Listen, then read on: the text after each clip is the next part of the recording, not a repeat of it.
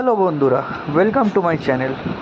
আজ আমি আপনাদের জানাবো যে পার্মানেন্ট ড্রাইভিং লাইসেন্সের জন্য ডকুমেন্ট ভেরিফিকেশনের টাইমে কি কি ডকুমেন্ট লাগে এবং সেই ডকুমেন্টগুলোকে কিভাবে আপনারা সাজাবেন। তো প্রথমেই আমি আপনাদের জানাই, প্রথমেই আমাদের যেটা রাখতে হবে সেটা হলো আমাদের স্লট বুকিংয়ের রিসিপ্টটা। স্লট বুকিং করার টাইমে একটা অ্যাকনলেজমেন্ট টাইপ এরকম দেখাবে, প্রভিশনাল অ্যাপয়েন্টমেন্ট বলে। এটাকে আপনাকে রাখতে হবে সর্বপ্রথমে। এরপরে অ্যাপ্লিকেশন রেফারেন্স স্লিপ, যেটা আপনি অনলাইন সাইটেও পেয়ে যাবেন। যখন ফর্ম ফিল আপ করবেন তারপর আপনাকে অনেকগুলো লিস্ট দিয়ে দেবে ওখান থেকে আপনারা এটাও পেয়ে যাবেন। এরপর আপনার লার্নার লাইসেন্স অতি অবশ্যই সাইন করা এবং আপলোড করা। আর লার্নার লাইসেন্স আপনাদের অনলাইনে আপলোড করতে হবে, এই ডকুমেন্টটাও এরপরে রাখবেন।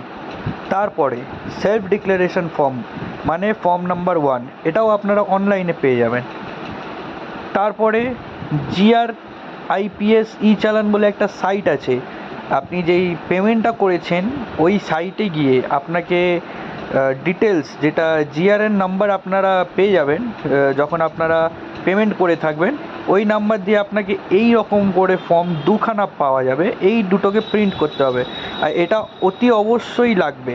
যেখানে এরকম স্ক্যানার কর্নারে দেওয়া আছে, এটা অতি অবশ্যই, এটা না থাকলে কিন্তু আপনাদের ডকুমেন্ট রিজেক্ট করে দেবে। তারপরে আপনাদের ফর্ম 2, এটা একটা মার্জ অ্যাপ্লিকেশন, যেখানে আপনাদের সব কিছু দেওয়া আছে। এই ফর্ম 2টাও অতি অবশ্যই লাগবে, কারণ এটা না থাকলে আপনাদের রিজেক্ট করে দেবে। এই ফর্মে সব কিছু ফিল আপ করে, এখানে যেমনি সেলফ ডিক্লারেশন আবার করে আছে, এখানেও আপনাদের আবার করতে হবে। তার নিচে এখানে সিগনেচার অফ দ্য অ্যাপ্লিকেন্ট আছে, এখানে আপনাকে সাইন করতে হবে। আমি যেহেতু ব্লার করে রেখেছি কারণ এগুলো একটু প্রাইভেসি মেনটেন করার জন্য। এই অবধি 4-5খানা ফর্ম আছে এখানে। তারপরে আপনি যে ডকুমেন্টগুলো অনলাইনে আপলোড করেছেন, যেমন অ্যাড্রেস প্রুফে যদি আধার কার্ড করে থাকেন তাহলে আধার কার্ড, যদি ভোটার কার্ড করে থাকেন তাহলে ভোটার কার্ড, আর যদি প্যান কার্ড করে থাকেন তাহলে প্যান কার্ড।